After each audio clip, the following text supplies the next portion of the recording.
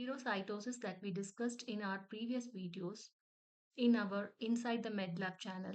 Let us see the pathogenesis behind hereditary spherocytosis. So here you can see the RBC, which is clearly the biconcave disc shape. So this is how in 3D the RBC looks like. And they have the lipid layer below is the cytoskeletal protein layer.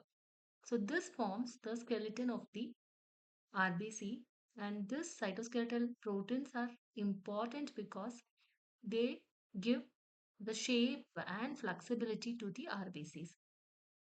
Only because of these proteins, both the RBCs have this biconcave shape also.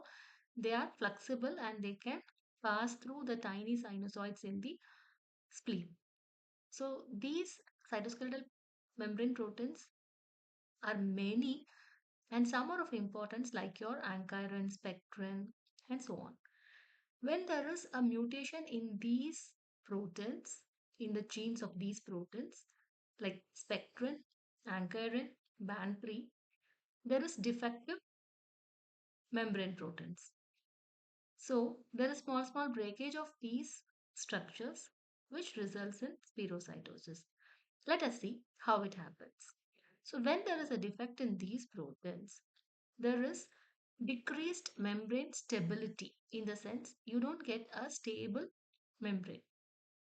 So small blebs of these membranes break off as vesicles and are getting out of the RBCs.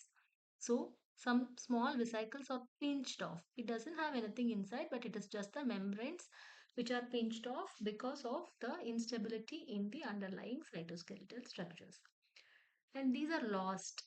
So at the end, the volume is going to be the same, but the surface area, that is the membrane, is getting reduced. So the surface area is going to get reduced, but the volume is going to be same. So the RBCs eventually attain a spherical shape to contain the particular volume which is not changed with the available surface area. So thus the biconcave disc shaped RBCs now becomes a spherical RBC. This is how our normal RBCs, which have a central pallor because of this structure. The central part is biconcave, so the membranes approximate there. As we have already seen, that area is bit paler compared to the surrounding hemoglobin rich area.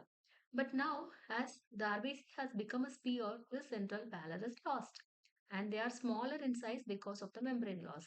So these spherocytes are smaller than the normal RBC, and they are spherical, and they don't have the central pallor. They are rigid. They are not flexible as like our normal RBCs. So they get trapped in the spleen. So in the splenic cards, they cannot go through because of the loss of flexible nature. So now they are trapped there, and the macrophages engulf them, phagocytose them, and they hemolyze the RBCs. So there is premature hemolysis. So the spleen has to work a lot, and there are plenty of macrophages in action which are clearing out these trapped RBCs, and so the spleen is getting enlarged in hereditary spherocytosis. So we get splenomegaly and we get hemolysis. So the bilirubin level increases, and as there is RBC breakdown, there is lactate dehydrogenase enzyme will increase. So haptoglobulin will decrease because of the binding by the free hemoglobin to them. So haptoglobulin is decreased. Thus, spherocytosis patients will present with jaundice, splenomegaly, anemia because RBCs are lysed, increase in bilirubin causing jaundice, the spleen where the macrophages are engulfing these trapped spherocytes. So there is splenomegaly, haptoglobulin decreased, LDH increased. So this explains the pathogenesis behind our spherocytosis clinically and the smear picture. Thank you.